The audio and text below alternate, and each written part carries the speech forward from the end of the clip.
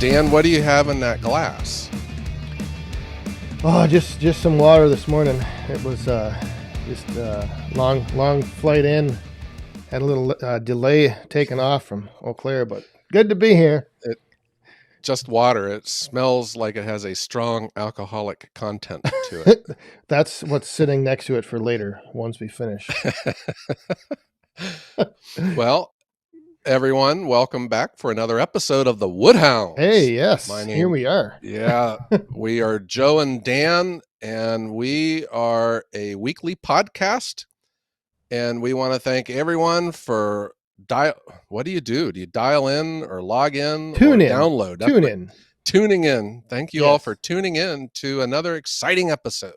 Yeah, it's been a wild ride, and I would just like to congratulate, I guess, everyone and thank them for having us reach a milestone of 10,000 downloads. It's 10,000 downloads. Yes.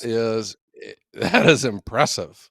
Yeah. I think all you need to do is Google how many podcasts ever have reached 10,000 downloads, and that places us in a very lofty group.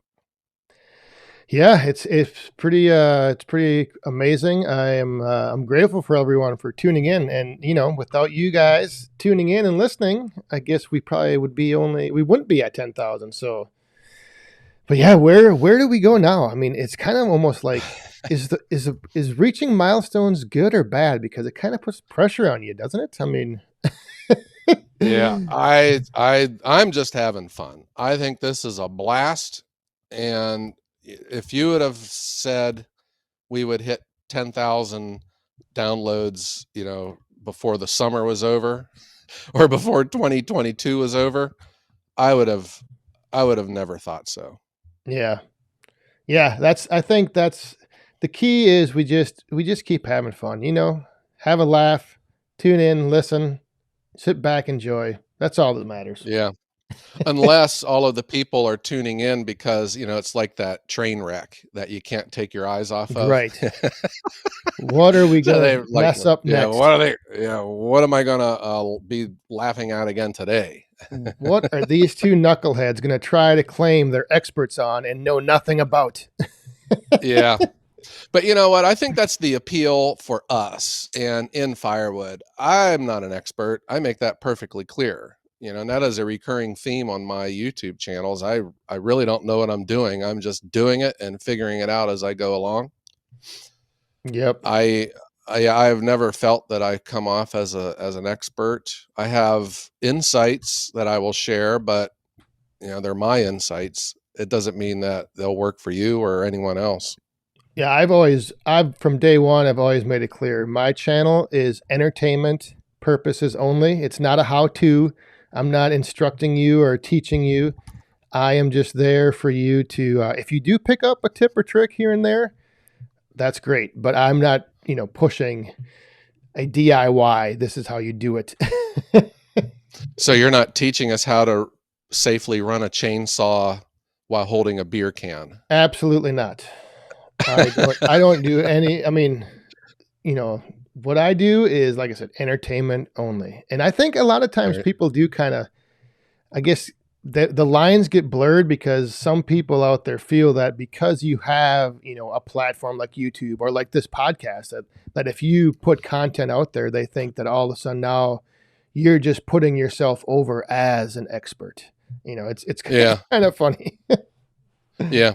Well, I think it's probably responsible, though, to not behave irresponsibly, Right. Doing like bizarre stuff with chainsaws or chainsaw tricks or juggling chainsaws or anything that has razor sharp cutters spinning around at 13,000 RPM. I only juggle my chainsaws with them not running. So yeah. Yeah, that's one thing I can't do is juggle. I always wish that I could juggle. There's two things that I wish I was able to do that I can't. One is juggle, and the other is to play the piano. Oh. I always wanted to be able to play the piano. I wanted to play the guitar and sing, but I can't do that. I think you'd be a good singer. Yeah, it just wouldn't sound very good. I might, you know. You could be one of these crazy singers that you hear. They call themselves lyrical stylists because they Yeah. really don't sing. They just scream into the microphone. Well, in high school, there was a big thing going on, the putting on the lips or putting on the hits. I think it was the lip sync contests and challenges and Uh-huh. videos. That was always fun to do. But I bet you'd be good at that, being an ex-entertainer from the professional wrestling industry. yeah, well, in sixth grade, I did win first prize in the lip sync contest for the end of the year. Uh, Did you? yeah, we had a like end of the year, I guess, a little carnival thing. We had a lip sync contest in sixth grade. Won right here, first place. Well, that is something new that we've learned about you. Yes, and the That's song really that good. we performed was "Purple Rain" by Prince. Wow. There's a blast from the past there. Yes. So there you go. Uh-huh. Imagine how stiff the competition was, where a guy like me lip syncing Purple Rain can win the contest. Oh, if it would only have been recorded, Yeah, we could thank have, goodness it yeah, wasn't. we could have shared that. So, you know, the one thing, when we're talking about like things we do on video and things we show, and, you know, intentionally being irresponsible, you know, that's a risk to take, but just working with firewood and working in the wood yard, there's always that chance of the risk of injury and just, you know, the wear and tear on your body. And we actually have an email asking us about that, Joe. Really? Well, this Yes. would be a good time of our podcast to bring in our segment, Listener Mail. Yes. Yes, indeed. And we have an email from Jerry with a G. And he was Jerry with wondering, a G. how do you guys manage the aches and pains of firewood? He just turned 40 and his body seems to be getting stiffer every day. He wants to know, do we stretch or do any exercises to help us, like before we go out and work in the wood yard? Hmm. Well, thank you, Jerry with a G, for that email. And I think maybe, Dan, that would be a good topic to discuss today about the aches and pains of Yeah. firewood, or what I call Monday through Sunday. Yes, I I think it would be because I kind of have a simple philosophy on it. If Let's hear you work, don't get hurt, and if you're hurt, don't work. it. Would you consider yourself, injury prone, or do you think that you're pretty durable? Well, I think the thing that's you have to consider is if you are working in, like, say, okay, we'll just use firewood. If you're working with firewood in your wood yard consistently, I think that helps you stay, you know, in shape and kind of fend off the injuries. I think the injuries, like as far as just aches and pains with your body, tend to happen more when like you only make your firewood in the fall and you try to get it all made in one weekend, and then Hmm. you can't walk for the next week or you can't get out of bed for the next 3 days because your back is just killing you. Oh, So wow. Have you ever been that sore, though? there's been a few times, but like I said, I pay a lot of attention. I don't necessarily do any stretching beforehand. I just pay attention and listen to my body as I'm working. And if I start Yeah, getting fatigued or something is sore, I'll go do something else. sure. But I think we can all agree that there's a difference between, aches and pains and injury. Yes. Um, where even, if you work out, if you lift weights, or if you're a runner, you might feel a little drained the next day. You might have some stiff muscles, and that's just the natural way that your body adapts and gets stronger. And I feel that too. I feel it in my legs and my hips and my lower back, and I think that's probably because of my age. I mean, and I know there's people out there rolling their eyes at me right now, but I'm at the advanced age of over 50. I'm in my early 50s, and I'm clearly not in shape as I was when I was younger, when I was athletic and felt like, when you're young, I mean, we play backyard football all day long, and I'd get up the next morning and wouldn't feel a thing. Yeah. And Yep. now after spending a day, stacking wood, you wake up in the morning, you're like, oh my God. Yeah. how how am I going to get out of bed? I've often said that I keep a good supply of log chains, not to move wood around, but to get me out of bed in the morning. It's like Hmm. pull me up out of bed with a log chain, because yeah, some days it's just it all can catch up with you, and then if you do have like a slight little ache or pain in your back, and then you go out and do it again the next day, you're throwing wood around, you're bending over, you're picking up pieces to stack. It just keeps adding up. Yeah. When I never felt sore doing firewood when it was my hobby. When I became a full-time firewood guy, my body immediately revolted against the idea of this. And I developed an affliction which I called firewood shoulder. And it started when I got my super splitter. And it was like my body just didn't, it didn't want me doing it, or I was working muscles or connective tissue in a way that, I've never done before. And man, I'd get this shoulder problem to where I couldn't even, raise my arm above my head. But it seemed like over time it went away. And if there was that revolt that my body had, it's kind of been toned, I think, from my firewood experience. I tell, when I talk with my doctor, he's always, warning me about being careful. I really don't do heavy lifting.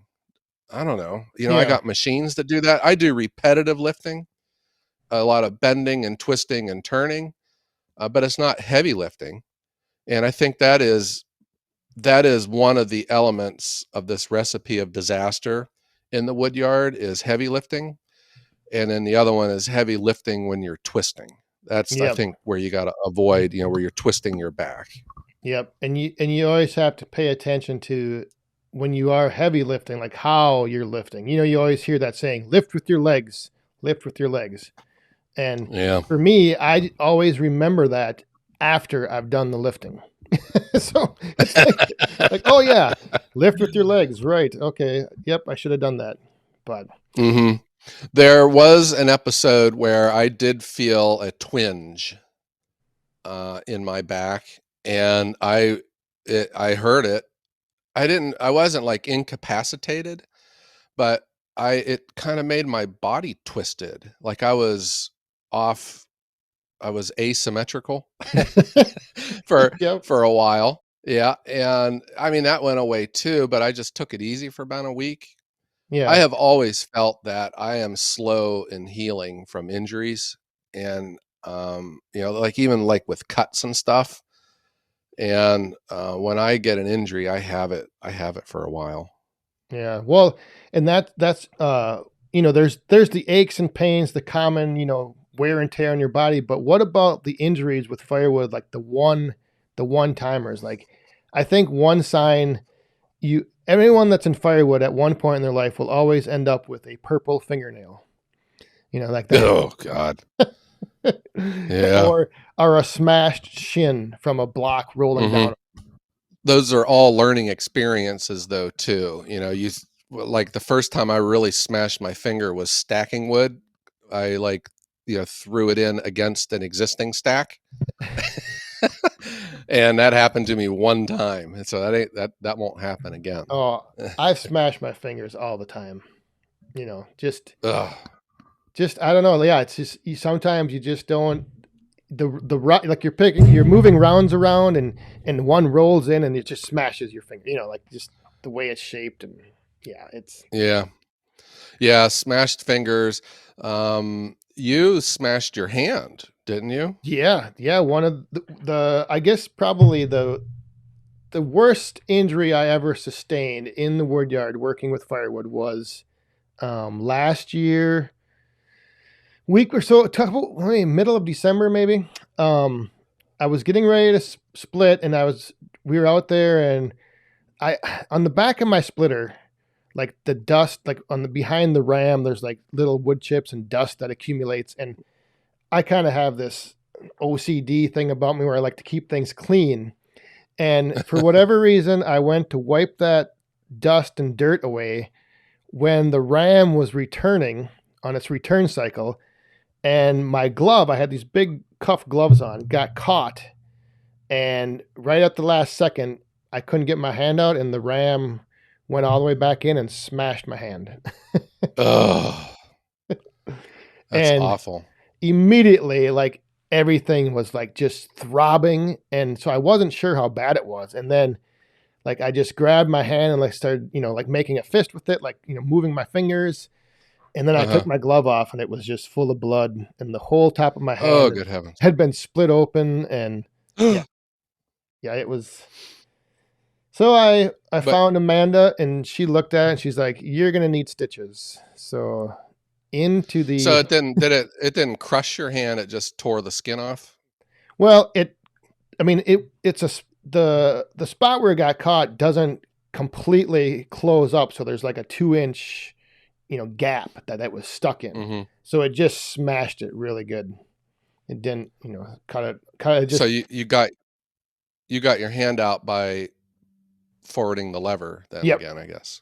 yeah. Yeah. Right as it started to pinch it, I was able to hit the lever, push it, pull it back out, and then yeah, so basically my hand got pinched is what it was. Uh-huh. Well, I think that is a valuable lesson for all of us, and that is, don't clean stuff. Yeah. If you keep everything dirty, you'll live forever. Okay, Yes. next lesson. Yes.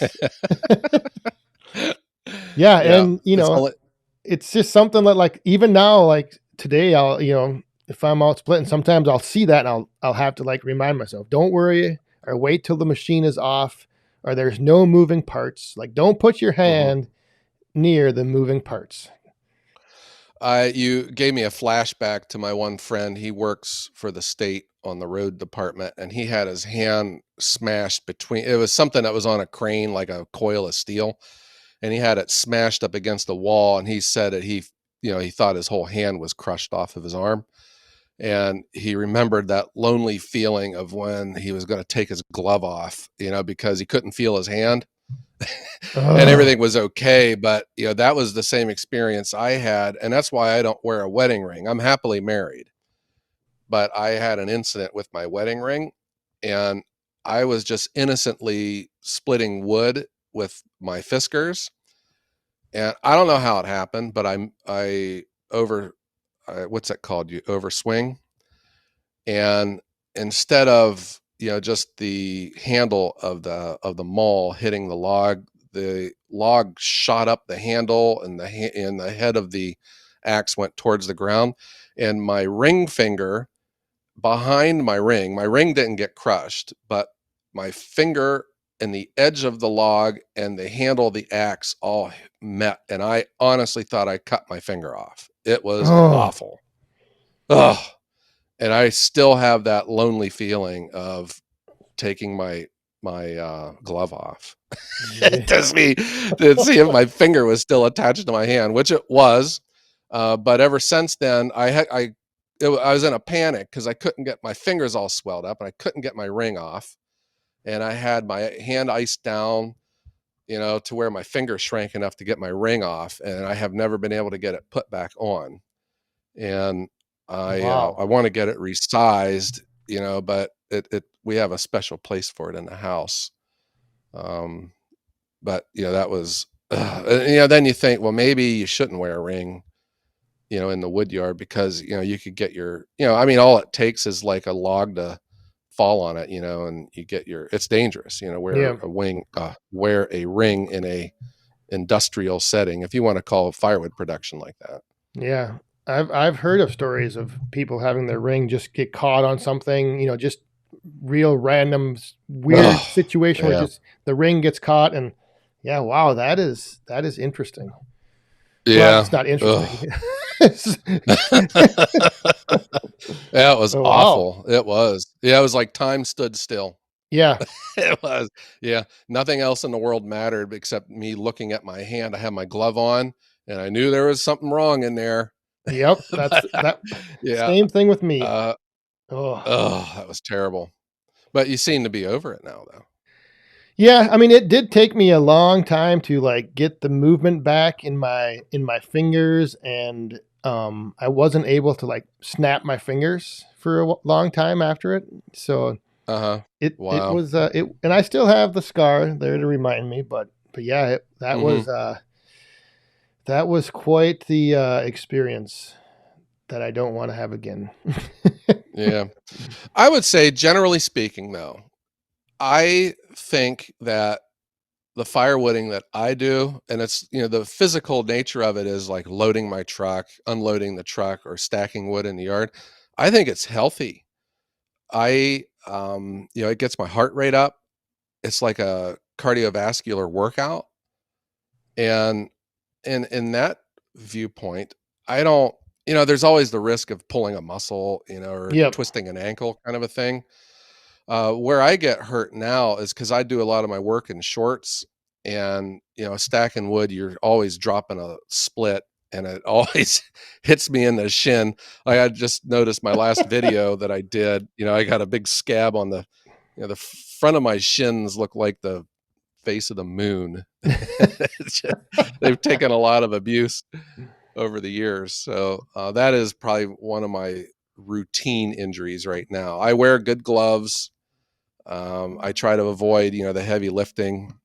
But, I've always said this too. You're just one bend away from, being incapacitated for a week. Yep.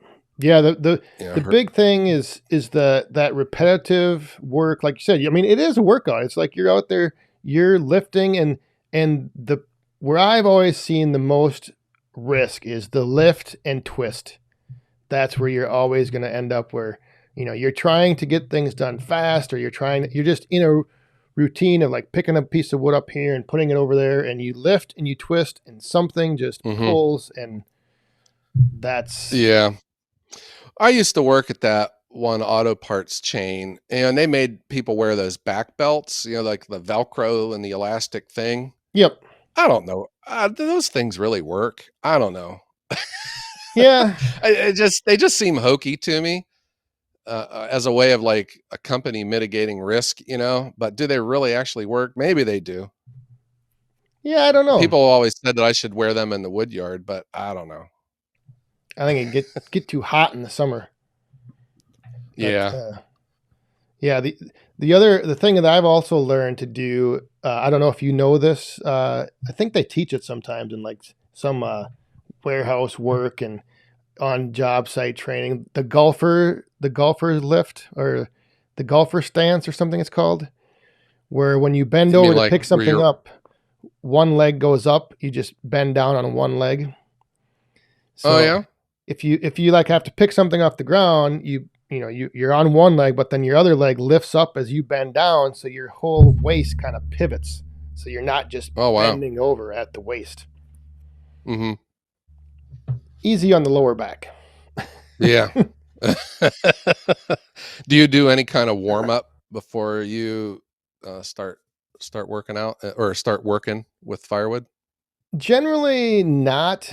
Sometimes I will, just kind of, I don't know, but I'm usually working in the woodyard near the end of the day, so I've always, I'm up and moving around and kind of already loose. Right. So, how about you? Yeah. I do not. And I was athletic my whole life. And I'm probably the most inflexible person in the world. So I remember in like high school football, I played baseball till I was 31. There's always people out stretching and stuff, and I would just hope that no one would look at me because I would just be sitting there waiting for the the stretching to get over with. I've just never been into stretching. I've just never done it. I'm just inflexible, and that's just the way I am. And I don't know. I don't know if that's rolling the dice or it's just the way that my body is. I know my one daughter is very flexible, and my other daughter is just like me. Yeah.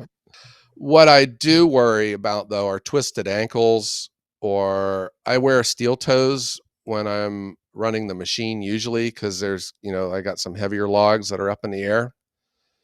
But I've dropped splits on my feet. I've just got this habit of toes up when I know that I've dropped something. If you pick your toes up off the ground, you normally don't get hurt. Do you wear steel toes or anything like that? Yes. Yep. Yep. Steel toe boots. Mhm. And I have the same issue sometimes when I wear shorts now in the summer, but yeah, your shins get a beating. It always seems like that one piece that falls, like it couldn't hit your thigh where your, material is. It has to somehow just hit your shin, the open skin part of your leg. Right. Yeah. How about the sun? That's another problem too. So I'm not supposed to be in the sun, and I do a lot to minimize my exposure. And that's why I have some of my machines, in the shade, and I don't work in the afternoons in the summertime. But when I do, I'll have long sleeves on, and I got a real wide brim hat and good sunglasses and sunscreen. Yep. But that could be a topic all on its own about sun exposure, because growing up, we didn't know of the problems that sun can cause with skin cancer and melanoma. Right. But that's a big concern for me.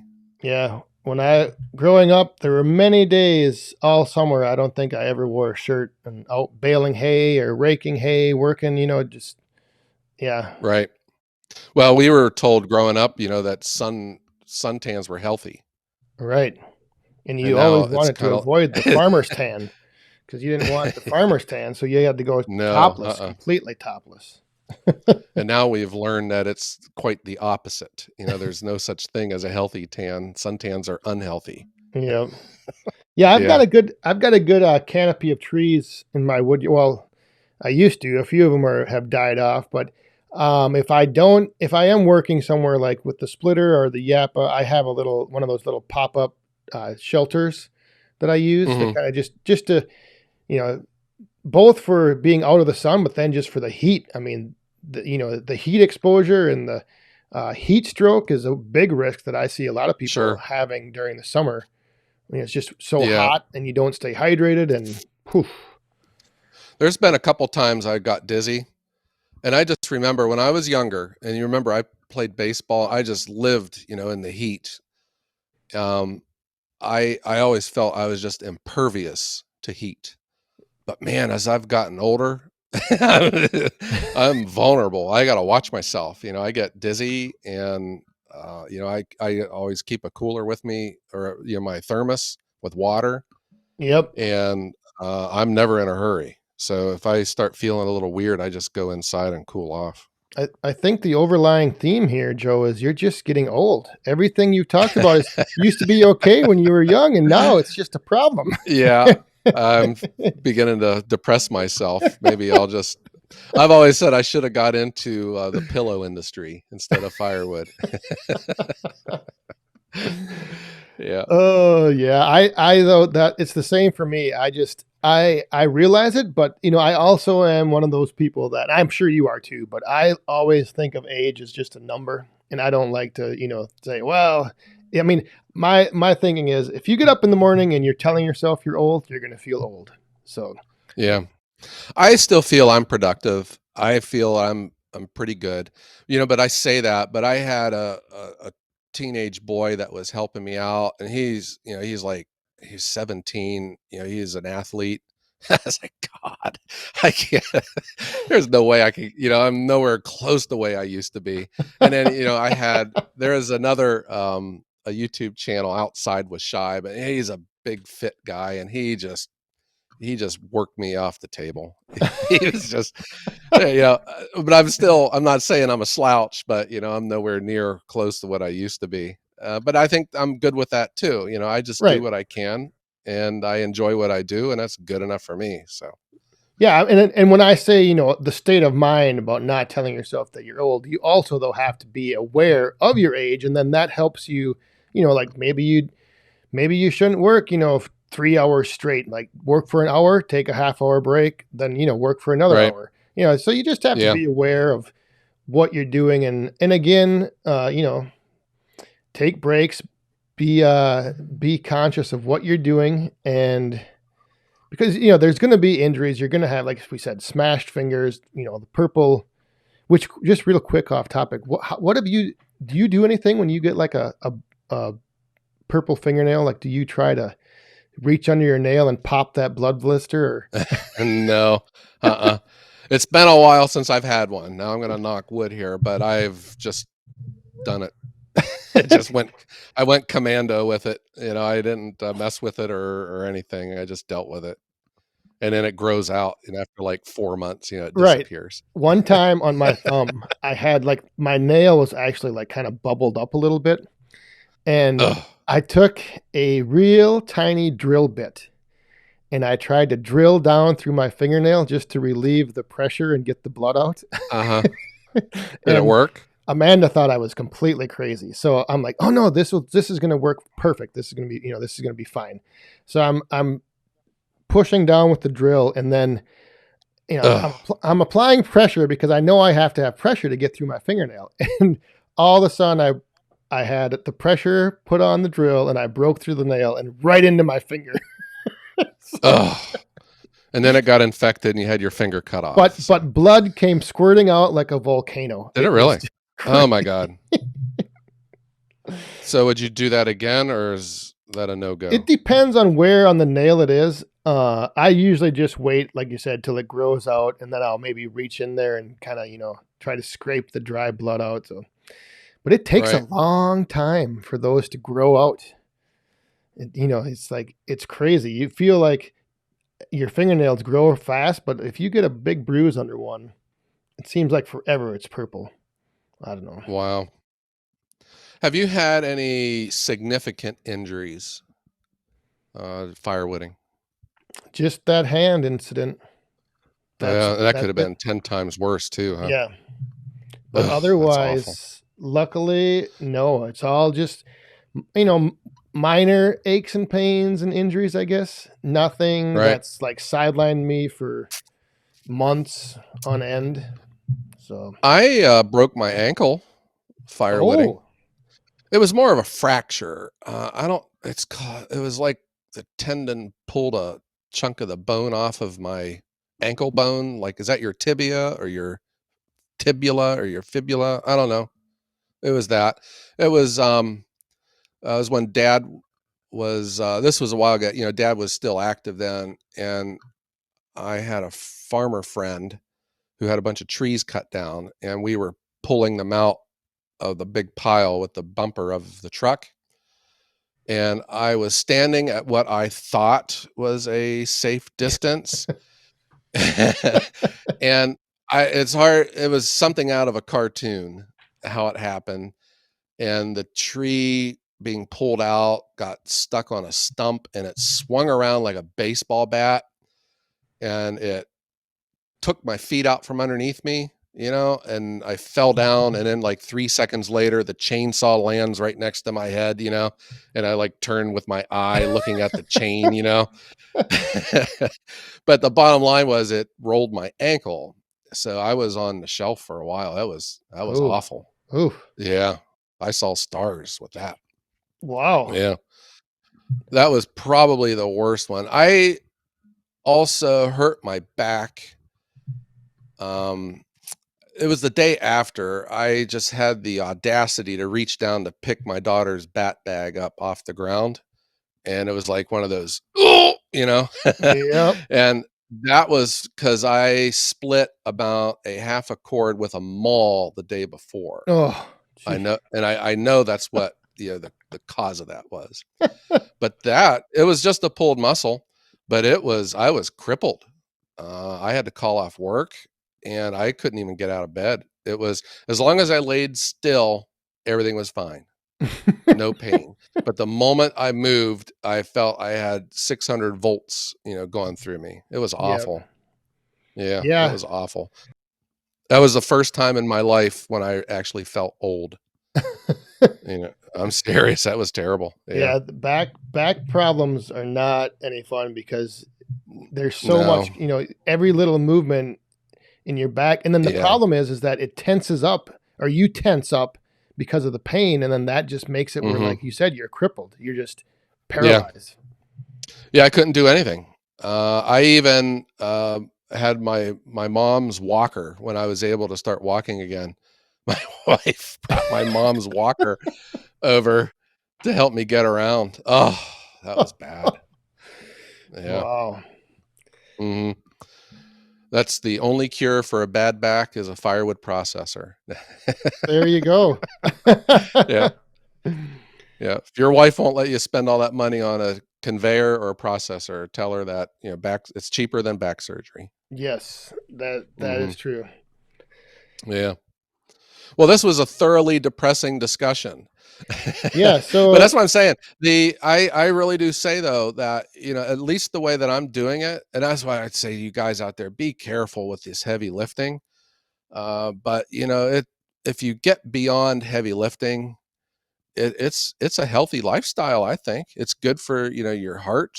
Um, be careful of what you're breathing in. Long term effects. I think long term effects with the chainsaw and the vibrations, the dust and the breathing and all. You know, if you get beyond all that and the sun exposure, gosh, I'm depressing myself again, yeah, Dan. I'm just saying it's a good, healthy workout. right. Yeah, it's just you need to pay attention to the little things, and like I said, don't just pace yourself, because the injuries I've had have been when I've trying to go too fast, trying to get too much done, and then you end up, like you said, being sidelined for laying in your bed with a bad back for how long, and you're not getting anything Right. done. Yeah. Well, I hope that everyone out there remains healthy and remains safe with what you're doing with firewood. And if you do have a story about something that has happened to you or something that you have learned in dealing with firewood, send us an email. What's our email address, Dan? Thewoodhounds@gmail.com. Yeah, that would be an interesting thing to hear about, with what's happened to Sure. people, or what they do to prevent injuries. Right. And if they have a good story, we'll read it on the air. Yeah. I will say one thing quick, in Yeah. the preventing of injuries. That is one thing with the YouTube channel that's actually helped, because making videos and producing content has actually made me look at what I'm doing before I do it closer, because it's going to be on video. So Interesting. I Yeah. want to make sure that like sometimes you'll see, like if, like you said, with the tree coming down or something, or like you're throwing wood, like if I have wood to throw from one place to the next, I might just think about it more, and then in thinking Sure. about it, I'm like, well, wait a minute, I got a better way to do this. Yeah. Or that one extra cut you got to make so you don't put your safety glasses on because they're over there. So you are just more conscious of that because of, that people are watching on YouTube and you want to make the right decisions. That is correct. There you go. So, all right, Joe, I think, like you said, this has been a great episode. And now I just noticed we have our appointment coming up here for our massages and our chiropractic visit. We Yes, need, our physical therapists are coming over here. yes, we need the chiropractor to come and adjust our backs and get us back out there in the wood yard. Yes. That'll be after our chocolate covered strawberry lunch. So Dan, maybe start playing the music then, huh? Yep, here we go. All right. So Dan and I want to thank everyone for tuning in and spending time with us here, and look for us again next Wednesday. Yes, thanks everyone for tuning in, and thanks again for making the Woodhounds the #1 firewood podcast in the world. And I hope that everyone out there has a great day and be cool.